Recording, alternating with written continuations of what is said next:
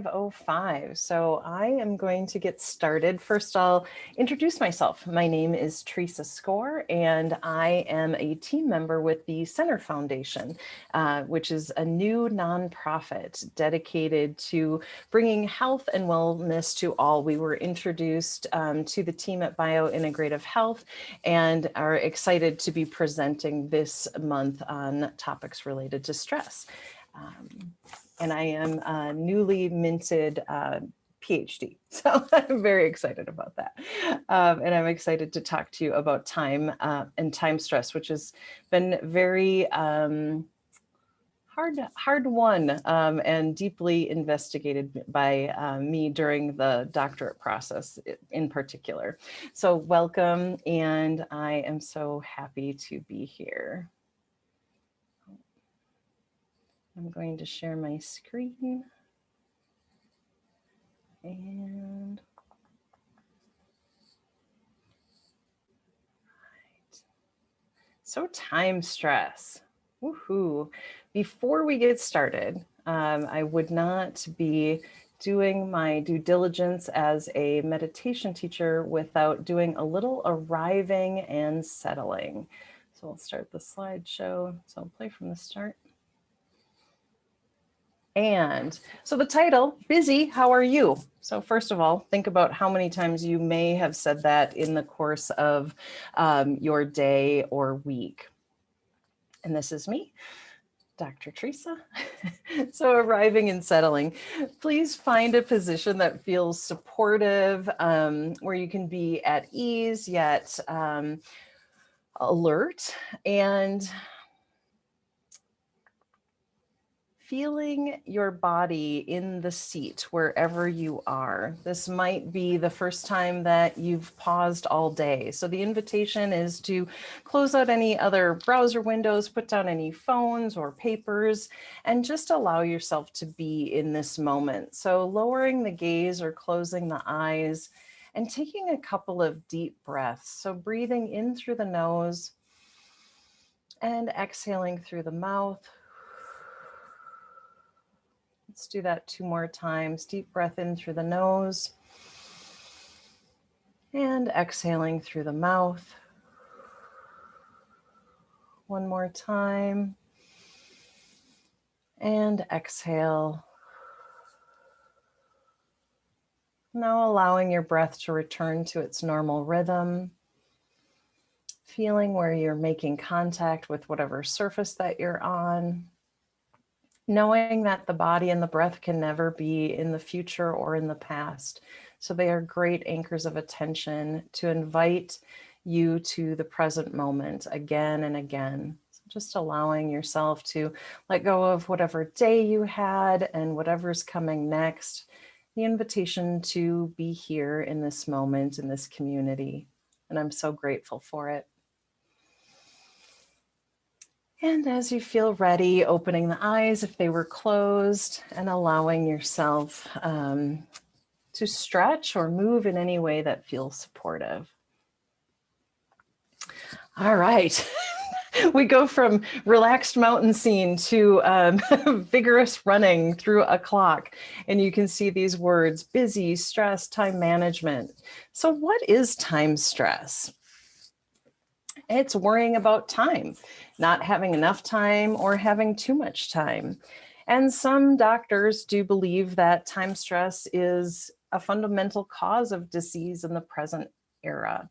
So time urgency was originally featured as like a salient characteristic of coronary disease prone or type A behavior. Sometimes people have called it the hurry sickness. So I don't know if that relates or describes any ways that you have been in life. I know for me, it certainly has. And so with this, there's like a time pressure to speed up and, in doing all the daily activities to do and do more than one thing at a time. And this can lead to poor listening, interrupting, being impatient, difficulty sitting. Maybe there's a speaking rapidly or a need to dominate in social or professional situations. There could be even an increased competitiveness in this nature, or easily irritated, cynical, or hostile. So time urgency in and of itself is not a major factor in heart disease, but it can easily erode the quality of a person's life and threaten health and well-being. All right, so think about the language that we use around time, behind schedule, not on track. And this can be like a timetable for life events. You might hear people talking about like, oh, I need to, get married by this time, have a kid by this time, blah, blah, blah, be graduated by that time. So this kind of idea of this urgency.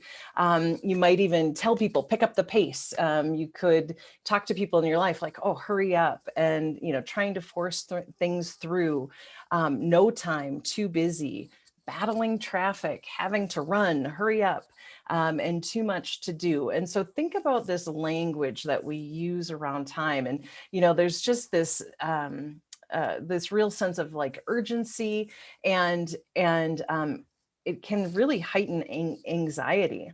And so I would say that, going beyond the type A, personality in our post-industrial and now mostly digital society, I would say all of us are exposed to the stress of time in one way or another. All right, so what's going on? I shared this picture here. It was a beautiful picture of like day and night. And if you think about this, in earlier times, our activities were much more in step with the natural world, right? So people stayed put more. They didn't travel very far. Many people died in the same place they were born and even knew everyone in their town or village. So this is a very different time. Daylight and darkness dictated very different life rhythms. So many tasks just couldn't be done at night for, there just wasn't light for it. And think about this too, sitting around fires at night. This may have been people's only source of heat and light, but it did have a way of slowing people down. It was calming as well as warming. So if you think about, if you've had the fortune of, having a campfire or being in front of a fireplace, staring into the flames and the embers, you might think about how the mind focuses on the fire, and it's different yet always the same. So there's this kind of, movement of slowing down, and you can just watch the flames of a fire. And that was really out of necessity.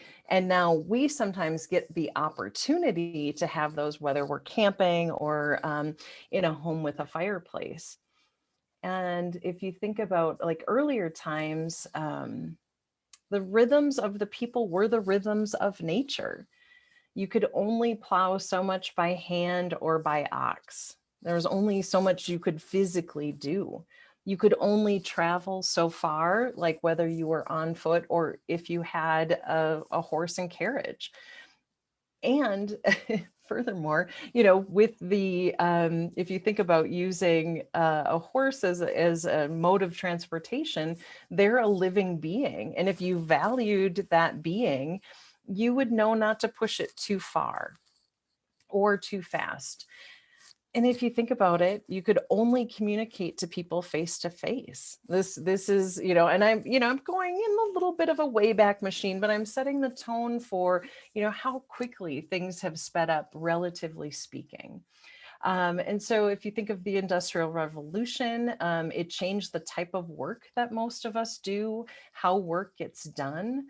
And then again, with this, not following the natural rhythms. So now we live largely independent of those natural rhythms. Electricity has given us light in the darkness, which means less distinction between day and night. We can work after the sun goes down. we kind of never have to slow down. It can feel like good news or bad news, depending on your urge to get things done. And we have cars and tractors and telephones and airplanes and radios, TVs, laptops, wireless devices of all kinds. And they've shrunk our world, which is amazing. We can connect with people across the world. We can work with people across the world, which is amazing for perspective and global harmony, hopefully, and understanding of different people and their experiences. And they have shrunk the world, and reduced the amount of time that it does take to get things done, to find things out. I mean, one day my husband and I were sitting around, and I don't know what came up, but it was like how do you think something is made? I don't remember. But just, fill in the blank. But how do you think something is made? And instead, he went right to reach for the phone, because we have the Google, like it gives us all of that information, like at the snap of a finger. And there's something fabulous about that, of course. And there's something lost in the wondering or the ruminating and the contemplating on, like, well, how is a tire made? I don't know. Well, now I do, because we can Google it. And so we can find things out. We can communicate so quickly. We can go places much more quickly. And yet we are and these are benefits. I'm not saying that they're not. And there might be some challenges with how fast we can do things. So technology and the brain, the internet, we have 24/7 connection and possibilities of connecting. Larry Rosen is a researcher who's done work in this area. And from him, I learned that consumer scientists look at a metric called penetration rate. And this is when technology or any product really reaches 50 million users. So again, penetration rate is when a technology or product reaches 50 million users. Then it is considered to penetrate society. So when these are some interesting facts here. So when the radio was first introduced, it took 38 years to penetrate society. 38 years. The telephone took 20 years. Television, 13. Cell phones took 12 years to reach that penetration, the 50 million users, the penetration rate. And then the World Wide Web came in and everything just started happening at once. It took 4 years to go from nothing to 50 million people. iPods took 3 years. Blogs took 3 years. And if anyone remembers MySpace, that took 2.5 years. Facebook took 2 years. YouTube only took 1 year. And I don't know if people know the game Angry Birds, but that took 35 days to reach the penetration rate of 50 million users. And so when you think about the rapidness of this, when you think about like the commodity of our attention, really, that is being harnessed here with this saturation of internet and apps and connection and what's going on and all of these things, it really is astounding when you think back to, radio as a way of connecting took 38 years to now 35 days. So when you think about like why you might be feeling some time stress, yeah, things have changed and at a rapid pace, and you are not alone in thinking that, and you are not alone in kind of maybe this feeling of a little bit out of control or a little bit like too much is going on. It is coming in so rapidly that literally we are a part of a human experiment, and we are being inundated all of the time.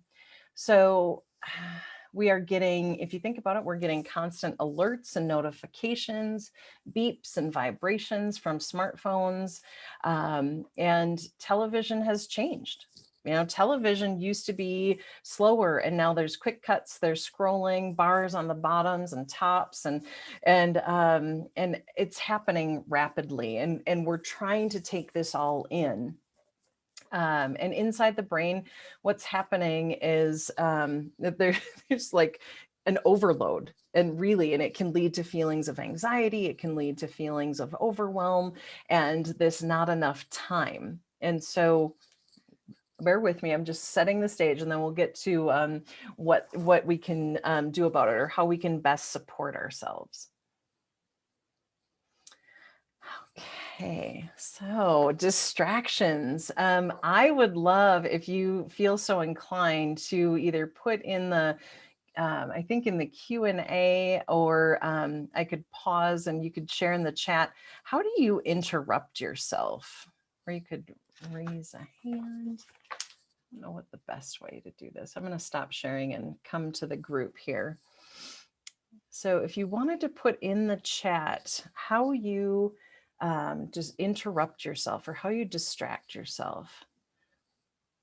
Checking email, thank you. Yes, that's a big one.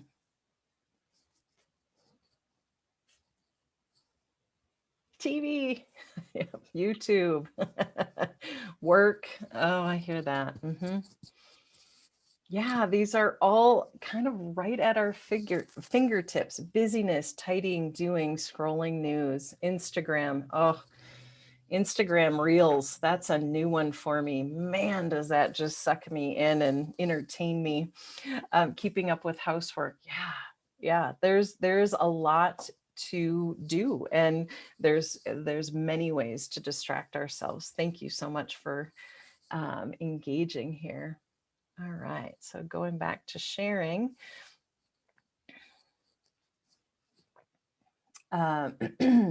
We do have more and more ways to distract ourselves, and more ways to stay busier and busier, and to do more and more things simultaneously with expectations rising accordingly. So there's an expectation, you know, when you send a text, what is your expectation for someone to get back to you? When you send an email, are those expectations differently? And it's not a right or wrong. It's just something to start thinking about and bringing awareness to as you're engaging in the busyness that we are all getting exposed to or have a part in. All right. Oh, I lost my. Okay. So when you interrupt yourself, you are adding time to complete a task. You distract your train of thought. You reduce the quality of attention. So there's more edits, more revisions that are needed. You may even notice an increase in anxiety, a feeling of anti-productiveness, because it's like, oh, I'm going to here and I'm not finishing any one task.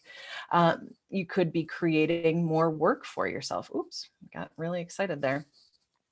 So when you are distracting yourself, the important thing to note here is awareness, not judgment. So if you can bring a sense of like curiosity, or even kindness as you start to notice, like, what distractions am I bringing in? When am I bringing those in? And not doing it from a place of judgment, because that is just going to make you want to distract yourself far more, trust me. So when you start, you know, beating up on yourself of like, why am I not getting this done? That will tend to increase your need to numb or distract or avoid. And so the invitation here is, as you notice, like, oh, I'm distracting myself, or oh, I'm bringing this extra, you know, multiple tabs on my computer are open, or, you know, as soon as I hear my phone, I'm checking it. You know, it's just about awareness. And so with awareness, then you can bring some skillfulness and some choice in your day. So this isn't about like, oh, you're bad and wrong. We're all doing it. This is a product of where we are, which is why I really wanted to start with how rapidly things have changed to give that kind of sense of like compassion. Like, my gosh, we are trying to keep up with technology that is moving faster than we can even imagine. And now to remind you of the value of time. So your time is valuable and it is a commodity. So these people want, you know, in your phone, they want your eyes on it. They are tracking how long can they keep your attention? What can they do to keep your attention? And it is really fascinating because it is designed to be this kind of dopamine hit and this reward hit. And when people aren't physically able to get to their phone, they might feel senses of like anxiety or real you know, almost like this fear, the, you know, the FOMO, the fear of missing out.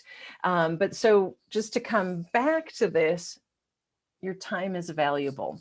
And I love this. This comes from a blog called Wait But Why. And in this, he talks about, you know, most people sleep about 7 to 8 hours a night if we're lucky. And if you are challenged with that, make sure to tune in next week when we hear Jen talk about sleep stress. And so, but most people, you know, on average might sleep, or it's recommended to sleep 7 to 8 hours a night. That leaves 16 hours awake each day, or about 1,000 minutes. So in this, like thinking about the 1,000 minutes as 110-minute blocks. So that's what you wake up with every day. So this is what you wake up with every day. And when I read this blog, I was struggling mightily with my dissertation. And I was really like not having enough time to get everything done. And I'm using those air quotes deliberately. Sometimes I'm wild with my air quotes, but those are deliberate. Because when I read this blog post and he has this printable, and I printed it out, and I still use it to this day. So I don't know if you can see that.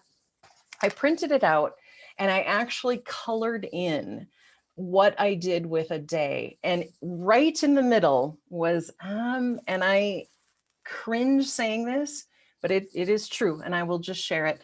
There was about, see, I want to say 2 hours, but really it was 3 hours of Netflix right in the middle of my day. 3 hours. And that can go fast. I don't know if any of you have been on the other end of, do you want to continue watching? But I was deep in it. And it wasn't until I colored it in and I went, holy buckets. Okay, I do have time. And I was using that time in a way that probably felt good. It was a distraction. I was procrastinating. The dissertation felt overwhelming. And so it wasn't until really I colored in my 10-minute sections and really became aware of what was happening, that I was able to start making more skillful choices. And so again, that's going back to awareness. It's not about judgment and it's not about beating yourself up. And I did, you saw me, I just cringed. I did not want to admit to you good people that I spent 3 hours in the middle of my day watching Netflix, but it is a fact. And that's what you do when you have that time. And so it is always good to step back and think about like how you're using that 100 blocks that we get each day. And maybe even gently asking how many of them are put towards making your future better, and how many are there to be enjoyed, how many are there to be spent with other people, and how much for time to yourself. So when you think about the blocks, when you think about like how you're using your time, it can be really helpful.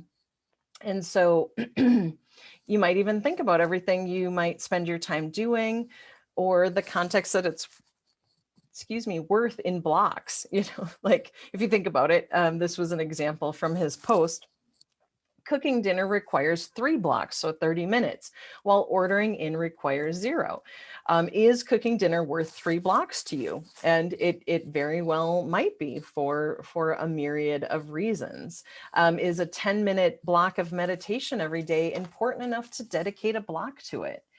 He also talked about reading 20 minutes a night allows you to read 15 additional books a year. And so is that worth 2 blocks? And so just really thinking about this and bringing awareness to the day-to-day tasks and things that you're doing and how you're using your time can be a really skillful way to support you in starting to see your time as you're using it and to start approaching that in ways that feel better to you. Okay, so now what? All right, we've gone through, what is time stress? We've talked about how has it gotten so prevalent for all of us, and here's the good news: we do have ability to make these shifts and changes in our life, so it doesn't feel so overwhelming and so hard to manage at times. So practice pausing. I love this one. And we did this as we entered here. So anytime you're about to start work at your computer or pick up a phone or tablet, pause for a few seconds, maybe taking a couple of breaths. I had introduced today's session with some soft belly breathing, which is breathing in through the nose, deep into the belly, and exhaling through the mouth. We did 3 of those and then returned to the natural rhythm of the breath. But if you just practiced and did 3 breaths before you're about to start work, before you're picking up your phone, you can become still and bring the focus of your attention into the present moment. You can avoid rushing into the simulation of the device while you're in autopilot mode. And you can start to practice this pause and using the device in a state of mindful awareness. You could place a note by your workstation.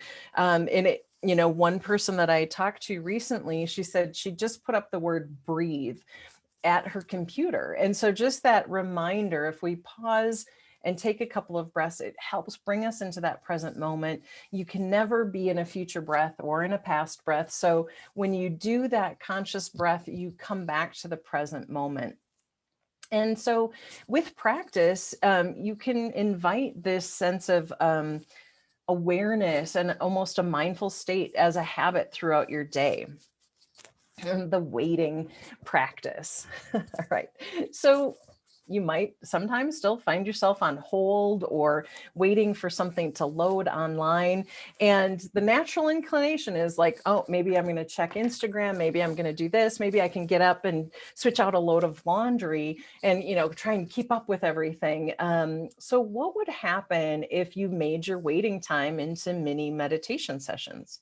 You could do that just by simply observing the breath again, or, just feeling into the body, where am I feeling this in the body that I'm seeing this circle of loading and it needs to happen right now? And why isn't it happening quicker?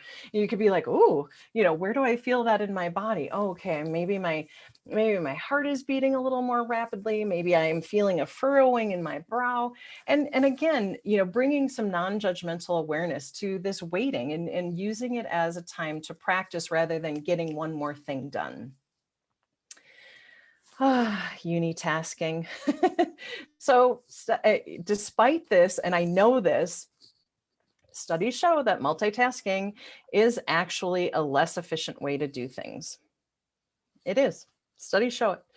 I believe in research, and yet I still try to do more than one task at a time, over and over again. So this idea of unitasking, what would that look like? So if you are hopping onto the computer, instead of having several activities going on at once, maybe putting your focus on one activity at a time. So this does keep the mind calmer and clearer. And you might even do this in blocks. There are great, great apps out there that are free. One that I use is called Focus Keeper, and that will give you 25 minutes of work and then 5 minutes off. And on that off time, I do try to get up and get away from my computer, not opening up another computer or looking at my smaller screen. And think about this as well with, excuse me, with TV. It is often that I find myself, sitting down in the evening to watch a show or a movie with my husband, and then I pick up my phone, and then I'm playing a game on my phone or I'm checking social media. So I'm not in either world concretely, right? I'm not watching the movie and having an experience with my husband. I'm not fully kind of attending to the posts that I'm seeing. I might be kind of mindlessly liking, oh, so-and-so said this, or, oh, that's a cute puppy picture, and then moving on, but I'm not really paying attention. So what I've taken to doing so that I unitask my entertainment time too, is that I hide my phone from myself. Because if my phone is out of sight, I'm not as inclined to want to reach for it or pick it up. And that's been very helpful. So that in the Focus Keeper is very helpful to support me in unitasking, and you might try them for yourself. So inviting curiosity, I've thrown this word around a couple of times already, but if you could bring in and develop an awareness to the relationship to the digital stimulation and your state of being. So you might pause when and check in with how you feel when you get, a text message or a Twitter alert, or when you're browsing the headlines. So actually checking in, like, how does my body feel right now? What feelings occur inside you when you multitask with many different browsers open? And I know I've felt the overwhelm of my desktop and, many tabs being open. And learning to become an objective, non-judgmental observer of your feelings when you have your gadgets on. We have them. They are of great benefit to us and to society. But what happens, and can you observe what's happening when you are interacting with gadgets? So this would help you remain more mindful, giving you more choice in your relationship to the technology instead of just reacting out of habit or just the stimulus, right? A bell happens, we pick up our phone. What's going on with that?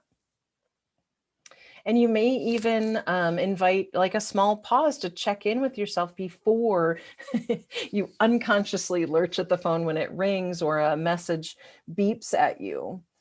And what is the state in your body and in your mind created by those beeps and rings? And you might, and then by inviting that kind of consciousness of how the devices affect us, then we can choose to make appropriate adjustments. So we might choose to turn the phone off to silent at certain times of the day, if that's appropriate. Or you might realize that it's not as urgent to write back on an instant message or on a text right at that minute.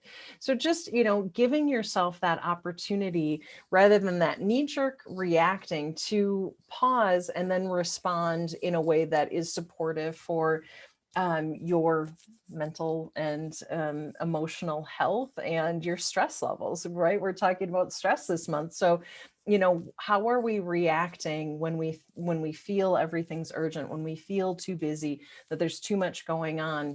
What are steps that we can do in that? And then taking time to transition. So every time you turn off a device, you might close your eyes and take a few mindful breaths again. Notice if you're carrying any tension in your body. Today, I led a meditation earlier, and someone shared that they didn't know that their back was hurting until they had paused and done meditation, which then that person knew, oh, then I can go do stretches. I didn't realize I was carrying so much tension. So just pausing and seeing what's happening. And if you're carrying any tension, you might breathe deeply and see if you can release it. And then return the awareness to the present moment and your surroundings. You might notice what's going on. Air temperature, is it hot or is it cold? Are birds chirping? Are cars driving by? Are you hungry or tired? Content? What's kind of happening? Do a little check-in with your state of being. And it's a great way to transition your awareness from like the hyper alertness to, maybe some calm or ease, which would be, I think, welcome in all of our lives.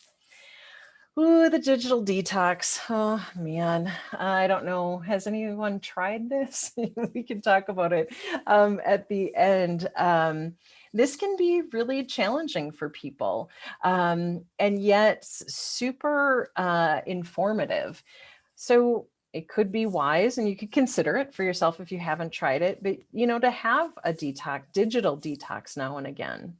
I read about one person, she was realizing that with her small child, she was mainly seeing them through the screen of the phone, capturing video and pictures. And so once she realized that, she was like, oh, I'm kind of missing out on these day-to-day moments. And so for her and her family, they had decided, I think it was from Friday night to Saturday night or Friday night to Sunday morning, they were digital free as a family. So you can think about what might work, and that might seem too long, 24 hours, no way. Or it might not seem long enough. So scheduling some deliberate time in your life where you wouldn't use technology at all. And it could be a few hours or like in a week or a half a day.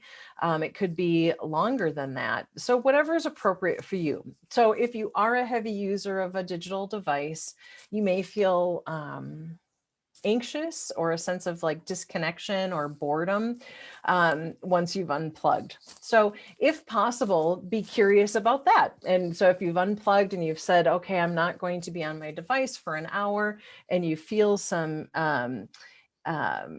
agitation or anxiousness for that, you might become curious and see, what does that feel like? And this is that, anxiety and stuff, when you let it go, it is a symptom of being overstimulated mentally. So don't try to fight it. Resist the urge to reach for the next or nearest device, and just see if you can witness the arising feelings. So having a sense of allowing them to be there. And then notice, you may notice that they dissipate once you're fully present in the moment. Without a screen in tow, you might even notice that you can relax more fully and enjoy the day. And this is interesting too, because we live in a time of, well, I don't know if people are still saying it, but pictures or it didn't happen. So it's like, if you're out doing something epic or you're having a great meal, it's like that urge, right, to take a picture and share it with everyone, or, it's for the gram and put it on the Instagram. And so, what would happen if your practice were to just allow yourself to enjoy the sunset or that beautiful beach day? It is interesting, what can happen when you allow that in for yourself. And then someone pointed out the counter point to this. They said that their friend was a photographer, and that their practice of, taking a shot and framing it beautifully was their practice of being present. So again, this isn't a blanket statement. It's for, checking in with yourself and checking in with what feels right for you. And so playing around with it, that's really the invitation here. All right. So last but not least on this list, bells of awareness. I love this. So you could use this like whenever an electronic device beeps, tings, or rings. You might feel like, oh, it's distracting me, but you could turn the stimulation around and use these noises as mindfulness triggers. You might think of it as like a bell of awareness. So, you hear this, and I'll read this. In Plum Village, a famous monastery in France, they have a mindfulness bell. And this bell is rung at random intervals throughout the day. And in this setting, when the monks hear the sound of the bell, they all stop what they're doing and take a mindful breath, returning to the beauty and simplicity of the present moment. So, it's their wake up call throughout their day at random times. And so you can use the sounds in your own life as a bell of awareness to pause, take a breath. You hear that bell, you might notice like, oh, there's that, I want to reach for it right away and, notice, oh, that's interesting. Oh, I feel this urgency. Okay, take a breath, be with it, and invite that curiosity to the moment. And so it can be the wake-up call to remind you to be fully present in the moment and pausing before you answer or respond. So using technology with mindfulness will help you throughout the day to, stop doing and come back to that more natural state of being. And so that is the invitation to practice with some of these ways of how can we meet what's naturally occurring in our lives? How can we meet what's happening, this time stress, this pressure, this kind of urgency, and how we use our language? And that would be another, I didn't have it on the So Now What page, but, noticing and paying attention to language. I have a dear friend where, we noticed that we were saying, in the, how are you? Busy. Oh, so busy, busy, busy, busy. And consciously, made it a practice to not say that. So there's, it's interesting to notice because it has become this badge of honor. It's become this like, oh, I've gotten so much done, or I have so much to do, or I'm so. And so what happens when you notice your own language, when you notice how you are responding and seeing if you can invite that friendly, maybe a little bit of humor, curiosity to how you're relating to the stimulus that is all around us. And before we go to questions or comments, this is a favorite quote. It was shared to me. Oh, I forgot that I was tethered. It was shared with me as I was finishing up my dissertation. I have this in my medicine cabinet. I have it on my computer, and it gives me just like, I almost wrote a favorite quote because it makes my shoulders just relax. So I have all the time I need in the time I have to get done what needs to get done. And I read that and I feel my shoulders settle. And these are gifts of words from a woman named Nancy Napier. I've not met her, but she has changed my life. And I'm offering this quote here as a way to support you in your investigation. So I'm going to read it one more time. I have all the time I need in the time I have to get done what needs to get done. And before I end here, I want to remind you that the stress management series this month, next week, it will be You Can Sleep When You're Dead and Other Lies We Tell Ourselves with Jennifer Hutter. And April 27th will be reflective journaling for peace of mind, and that will be with Dr. Matt. So please join us for those. And we look forward to interacting with you at the center and sharing more about that with you. Okay, I'm going to stop sharing. And here we are together again. I would love to know if you have any questions or comments, or we can, I can unmute, we can have a little discussion about how this landed or how it felt for you in this conversation about time stress.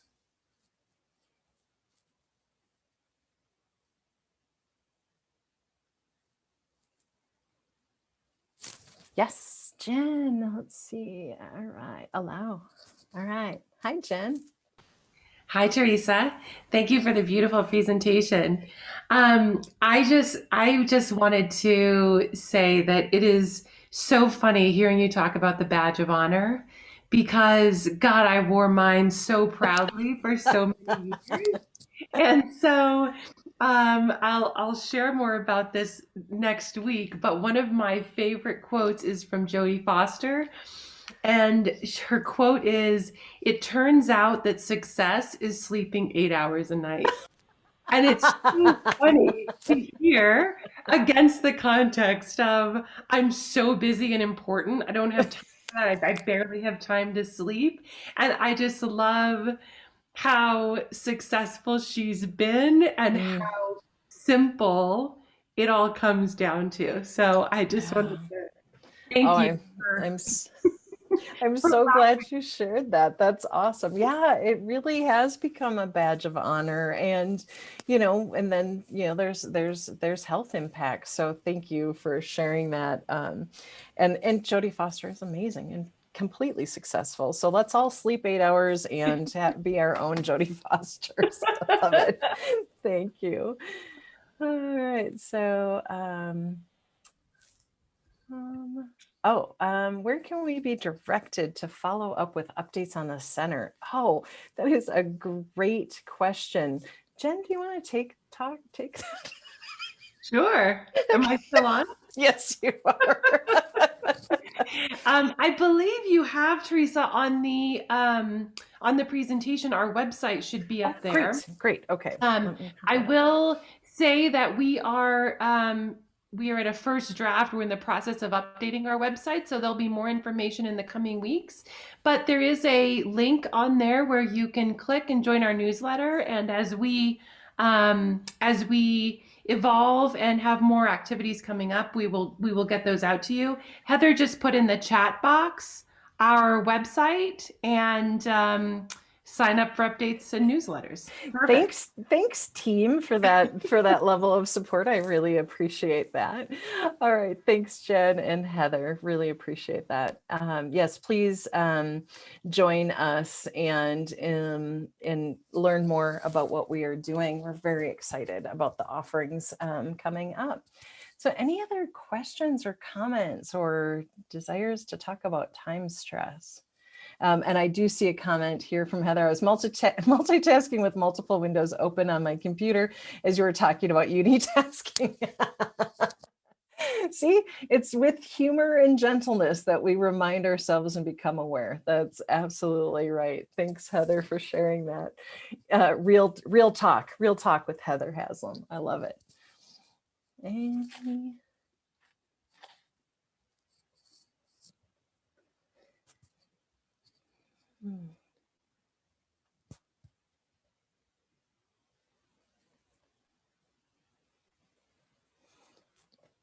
Oh, there's okay.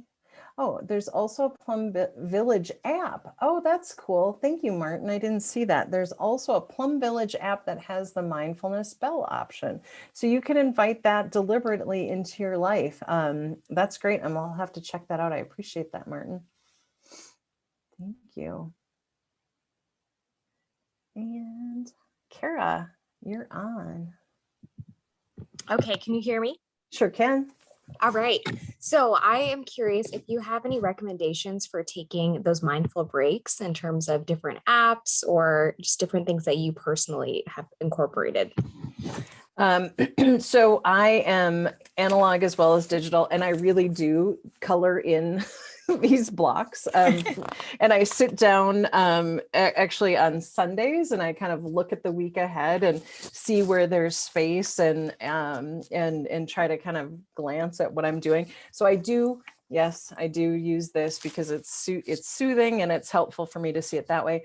But for me, my favorite app for like when I'm actually working on a task and needing to get things done is the Focus Keeper app. And it is an online app, and it was the Pomodoro method. I don't know if anyone's heard of that, but that is this idea where he was looking at tasks and breaking them up. And so, you can set your timer, but I usually set it for 25 minutes. So I'm on a task for 25 minutes and then I take a break for 5 minutes. And I really do try to, either get up, walk around, go play with the dog, do something, to have some water, and get away from my screen for the 5 minutes.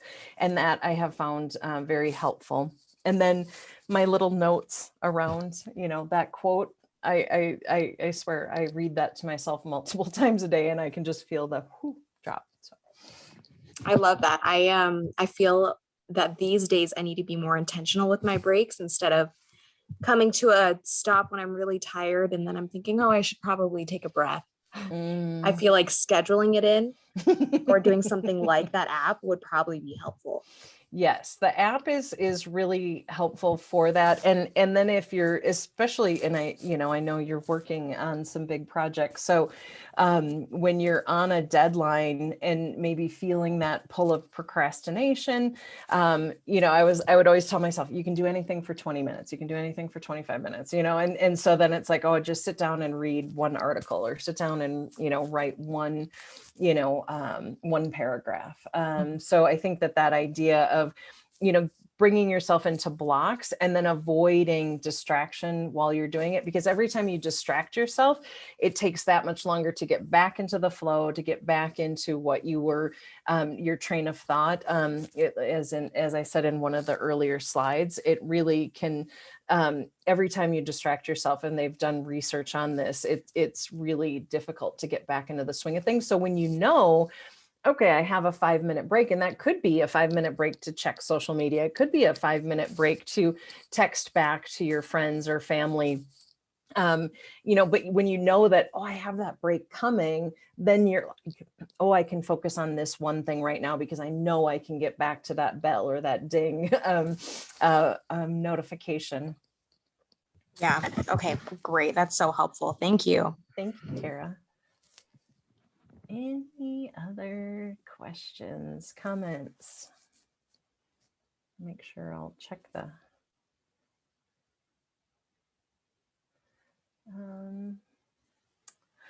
So Dan says, that reminds me of the unbreakable Kimmy Schmidt, and how she would always say that you can always do something for 10 seconds. Yes. Yes, absolutely. Do you mind sharing what the colors on your it is literally spontaneous, and so green means money, so that's when I'm on the clock for like my job. What was blue? Oh, blue was a friend visit. And then magenta is my work with the center. And that can change, varying. I have this cup of colored pencils that bring me great joy.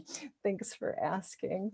And yes, the Unbreakable Kimmy Schmidt, great show. If you haven't watched it, you can always do something for 10 seconds. So that's how she made it through. And I really appreciate you being here.